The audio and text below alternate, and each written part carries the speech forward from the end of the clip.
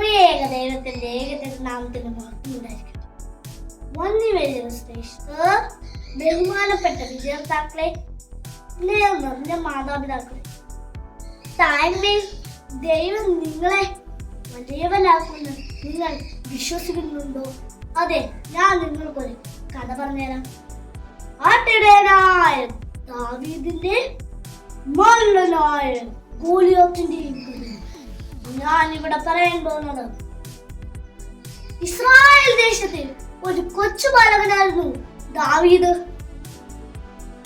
8 സഹോദരന്മാരിൽ ഇളയവൻ അവനായിരുന്നു.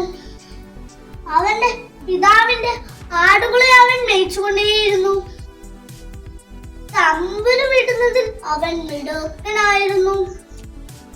അയൽദേശക്കാരായ ഫെലിസ്ത്യർ പലപ്പോഴും പാവപ്പെട്ട ഇസ്രായേൽ ജനങ്ങൾ ആക്രമിക്കുമായിരുന്നു.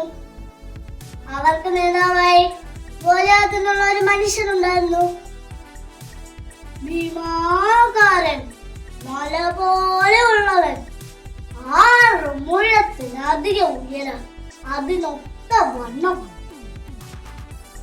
അവന്റെ തലയിൽ പിച്ചള തൊട്ടിയുണ്ടായിരുന്നു. ഇത് കണ്ടാൽ ആരെങ്കിലും വിറയ്ക്കാതിരിക്കുമോ? ഫെലിസ്ത്യരുടെ ശല്യം മൂലം ഇസ്രായേൽ ജനങ്ങൾക്ക് കിടന്നു പൊറുക്കാൻ പറ്റാത്ത സ്ഥിതിയായി. ശലോമോൻ രാജാവ് വരെ പേടിച്ചാണ് കഴിഞ്ഞിരുന്നത്. ഈ സമയത്ത് രാജാവ് ഒരു വിളംബരം നടത്തി. ശക്തനായ ഗോലിയാത്തിനെ തോൽപ്പിക്കാൻ കഴിവുള്ള ആരെങ്കിലും ഉണ്ടെങ്കിൽ മുന്നോട്ട് വരിക. ഈ വിളംബരം കേട്ട് നാട്ടിലെ വീരന്മാരെല്ലാം തല ഉള്ളിലേക്ക് വലിച്ചു. പക്ഷേ ബാലനായ ദാവീദ് രാജാവിന്റെ അടുത്തേക്ക് ചെന്നിട്ട് പറഞ്ഞു,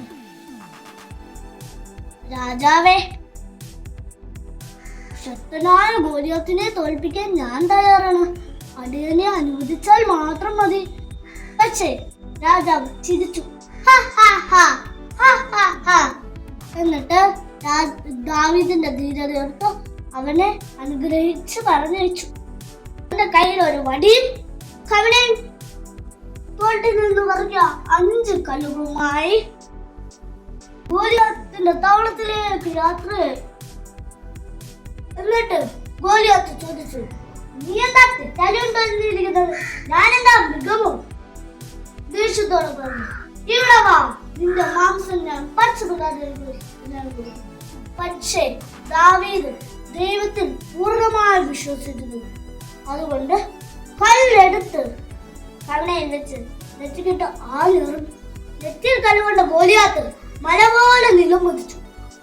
ഒരു നാടിനെ മുഴുവൻ വിറപ്പിച്ച ഗോലിയാത്തിനെ തോൽപ്പിക്കാൻ ദൈവത്തിൽ വിശ്വസിച്ചതുകൊണ്ട് ദാവീദിന് സാധിച്ചു. ഈ കഥയുടെ കൂടെ പാടാം. ദൈവത്തിൽ വിശ്വസിച്ചാൽ ദൈവം നമ്മളെ വലിയവനാക്കും. ദൈവം എല്ലാവരെയും അനുഗ്രഹിക്കട്ടെ. നന്ദി, നമസ്കാരം.